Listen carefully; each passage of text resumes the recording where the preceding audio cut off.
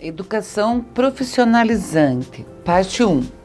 Educação técnica de nível médio. O termo profissionalizante é interessante, tornar-se profissional, ofertar a possibilidade de se tornar profissional. Mas e o que é um profissional? É aquele que desenvolve alguma atividade. Vamos encarar qual é a real situação do nosso país. Se você pegar a grande massa de profissionais, a maioria deles não escolheu a sua profissão de uma forma consciente, optativa, por prazer ou por gosto. Então, por exemplo, tem uma situação ruim em casa, vou ter que trabalhar e saio na rua e procuro o que tem. É diferente daquela situação onde a pessoa fala, eu tenho capacidades e habilidades voltadas para essa área. Vou lá e estudo esse determinado conteúdo, esse curso, essa formação e vou exercer isso, né? O ideal realmente é que as pessoas descubram os seus potenciais e busquem, através dele, desenvolver uma profissão. Infelizmente, não é isso que acontece no nosso país ainda. Então, as pessoas caem nas profissões, elas acontecem meio assim, sem querer e acaba indo, né? Isso traz consequências sérias, alguns problemas sérios, pessoas que ficam a vida inteira fazendo coisas que não a agradam, não tem vínculo com ela. O ideal é que as pessoas fizessem o que elas tivessem realmente como prazer. A educação profissionalizante, ela tem alguma relação com isso? Não, ela tem total relação com isso. A Constituição Federal, a nossa lei mãe, a nossa lei maior, fala que é dever da família e da sociedade e do Estado o quê? Assegurar à criança e ao adolescente a profissionalização.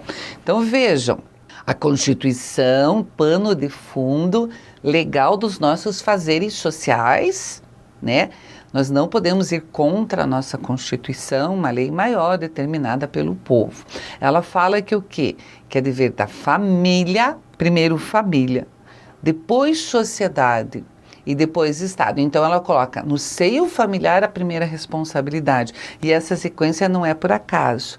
Depois da família, a sociedade. Então quem está compartilhando aqueles espaços com a criança. E o Estado entra por terceiro, mas não é por isso que ele não tem a sua responsabilidade. Assegurar às crianças e adolescentes uma visão profissionalizante. Então, mostrar para as crianças as possibilidades de trabalho que casem com os seus desejos e suas vontades. Isso é muito legal, isso é muito bacana. E a gente sai nessa visão daqueles cursos, e isso está acontecendo, infelizmente, ditos assim, elitizados. Então, eu quero ser médico, eu quero ser advogado, eu quero ser, né? Então, tiramos a visão de elite desses cursos, né? A maioria quer ser jogador de futebol, também tem que ser trabalhado nesse sentido, né? O ideal para uma criança que gosta de jogar futebol seria fazer um curso de educação física, então direcionar, mas ver realmente se isso é a sua vocação, é o seu desejo ou é uma influência social. Por isso que a primeira função é da família, depois da sociedade. Muito interessante, muito complexa essa discussão. A LDB, que é a nossa Lei da Educação, no artigo 39, traz o seguinte: o aluno matriculado ou egresso no do ensino fundamental, médio e superior, bem como o trabalhador em geral, contará com a possibilidade de acesso à educação profissional. A educação profissional tem que ser disponibilizada para os alunos do ensino fundamental, ensino médio, para o ensino superior e para os profissionais. Nós temos alguns exemplos das escolas técnicas, né, públicas que oferecem cursos profissionalizantes de acordo com as necessidades da região. Então, ele atende ou é para atender a diversidade de cada setor, de cada região. Então, por exemplo, cidades turísticas, há cursos oferecidos para formação nessa área. Litorâneas, interioranas, enfim. Os cursos profissionalizantes, eles são divididos em 3 categorias.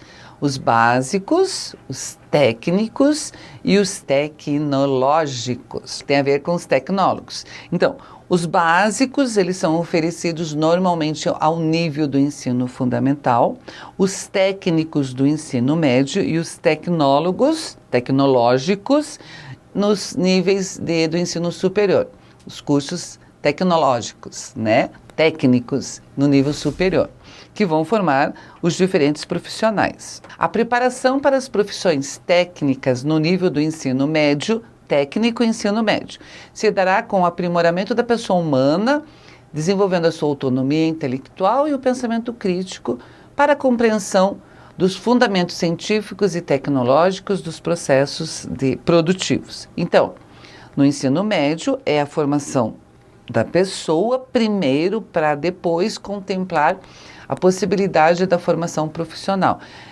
Por que não é essa coisa definitiva? Porque o jovem ou adolescente ainda não tem discernimento, não tem clareza sobre os caminhos que ele vai seguir. O que ele quer? Normalmente ele quer ganhar dinheiro para sustento próprio ou da família. Então, esse curso técnico não precisa necessariamente ser um curso que ele vai seguir para o resto da vida. Então, temos que tomar esse cuidado. Dimensão à educação profissional. Direito do cidadão ao permanente desenvolvimento de aptidões para a vida social e produtiva. Então, o cidadão tem direito permanente de desenvolver. Ter como referência básica no planejamento curricular o perfil do profissional que se deseja formar, considerando-se o contexto da estrutura ocupacional da área ou das áreas profissionais. Então, são dois pontos bem importantes: a aptidão das pessoas e as necessidades sociais.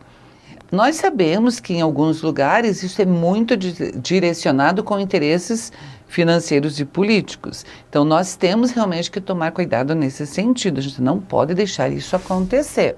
A educação profissional e tecnológica tem que ter currículos baseado em competências. Por quê? Porque eu quero que o meu profissional desenvolva suas competências.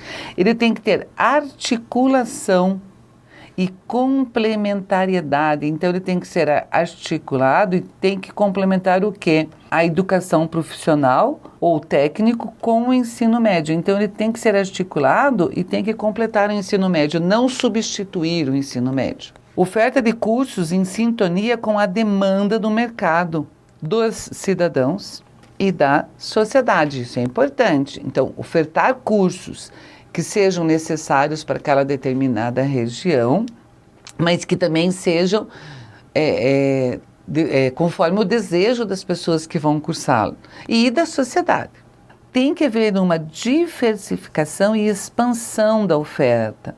Então, não pode ser um ou dois cursos, tem que ter realmente uma diversificação.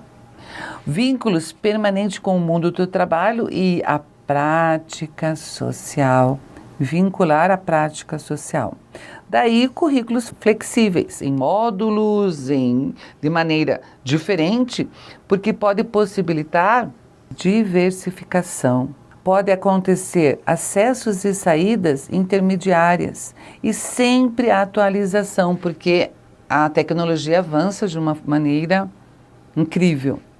O ensino tem que ser contextualizado, a relação, teoria e prática. São muitas informações, mas o que a gente pode levar para a gente? Que os cursos técnicos têm que ser oferecidos de formas diversas, os alunos têm que ter a possibilidade de começar e desistir deles quando se sentirem à vontade, porque de repente eles têm uma vontade. Eu quero fazer isso, vou lá, faço o curso, começo a prestar atenção e falo, peraí, não é bem isso que eu quero. Então, a escola, os professores têm que ter o cuidado de explicar. Às vezes, o começo do curso, ele não é muito... nós trabalhamos com uns conteúdos comuns, alguma coisa, matemática, por exemplo, os alunos ficam com medo e acabam achando, não é isso que eu quero. Mas essas coisas têm que ser esclarecidas, têm que ser explicadas, têm que ser conversadas com os nossos alunos. O que é o mais importante, pessoal? No sentido profissional, observar o meu contexto, observar as minhas necessidades, isso é visto, as minhas necessidades e as necessidades que tem no contexto e cruzar essa informação. Para quê? para a gente ter profissionais felizes, porque quando você faz aquilo que você quer e gosta, os resultados são positivos sem dúvida nenhuma, certo? Muito bem.